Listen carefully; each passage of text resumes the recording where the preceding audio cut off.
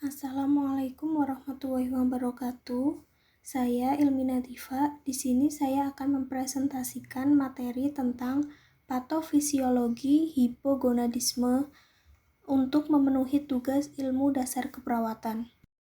Sebelumnya, saya ingin memperkenalkan teman kelompok saya.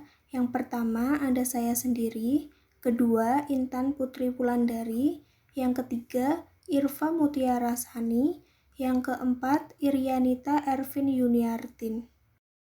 Definisi hipogonadisme: penurunan abnormal dari aktivitas fungsional testis, dibagi menjadi dua, hipogonadisme primer dan sekunder.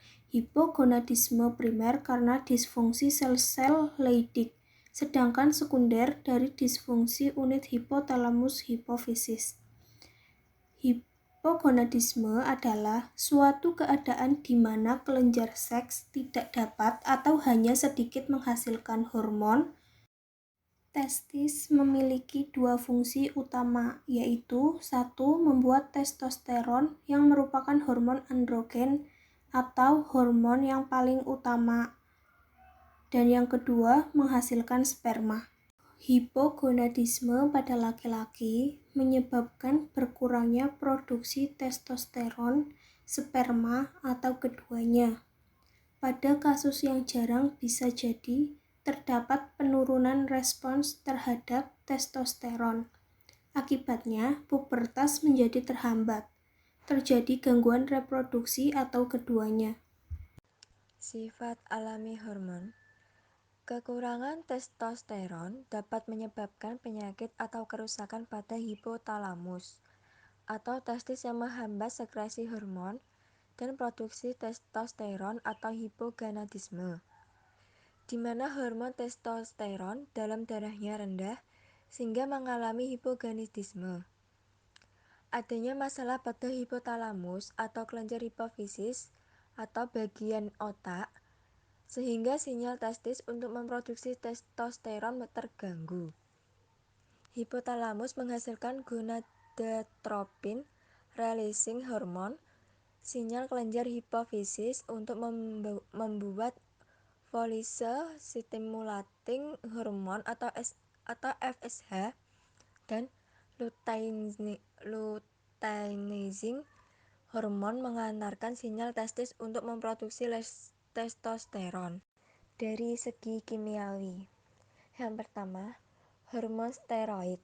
Pada fungsi hormon ini, terjadi pengurangan produksi kolesterol di dalam testis, sehingga zat ini tidak bersirkulasi dalam plasma yang mentransfer protein.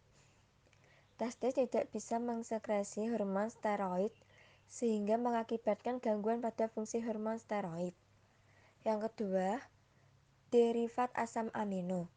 Pada segi kimiawi ini terjadi penurunan produksi protein oleh kelenjar hipofisis sehingga mengakibatkan gangguan hipogonadisme. Kimiawi hormon perkembangan.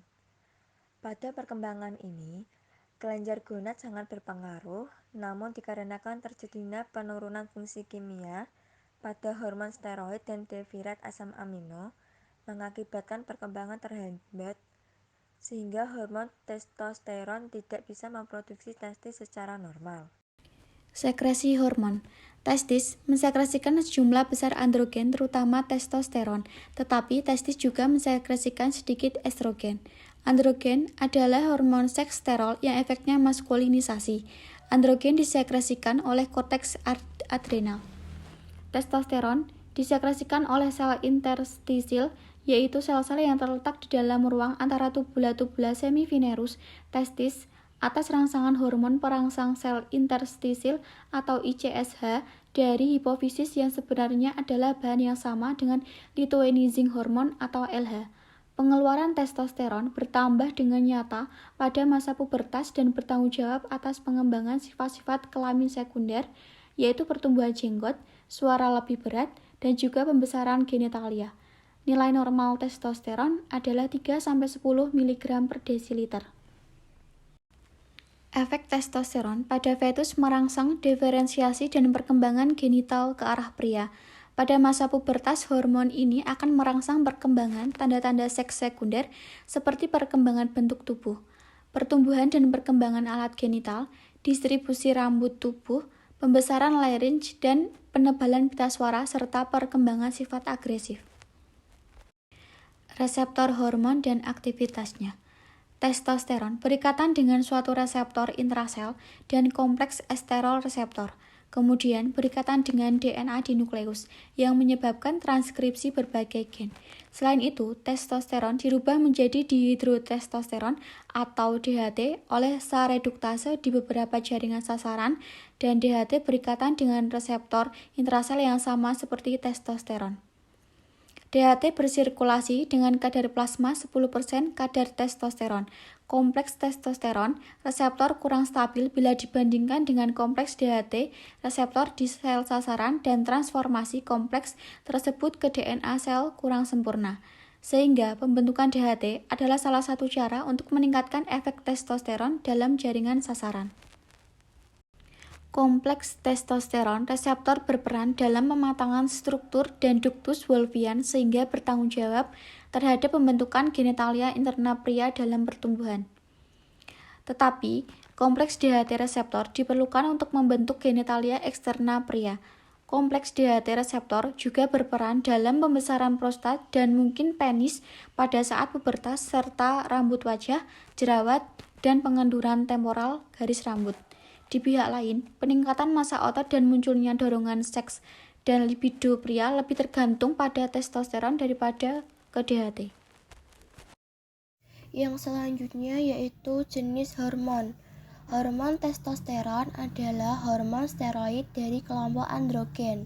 Hormon ini diproduksi di testis dan berfungsi sebagai hormon seks pria. Hormon ini merangsang pematangan organ-organ seks pria, skrotum, pertumbuhan jenggot, pertumbuhan massa otot dan kekuatan, dan peningkatan kepadatan tulang serta pembentukan sperma. Diagnosis hipogonadisme, dokter akan melakukan pemeriksaan fisik pada pasien dengan mengamati kelenjar seksual, rambut di tubuh, dan massa otot. Pemeriksaan penunjang berupa pemeriksaan hormon juga akan dilakukan. Tes hormon bertujuan untuk mengukur kadar hormon testosteron pasien pria dan mengukur kadar hormon estrogen pada pasien wanita. Tes hormon akan dilakukan di pagi hari saat kadar kedua hormon tersebut sedang meningkat. Selanjutnya yaitu pengobatan hipogonadisme. Pengobatan hipogonadisme pada pasien pria. Penanganan hipogonadisme umumnya dilakukan untuk menutupi kekurangan hormon testosteron melalui terapi pengganti testosteron atau TRT, atau pemberian preparat hormon androgen serta mesterolen.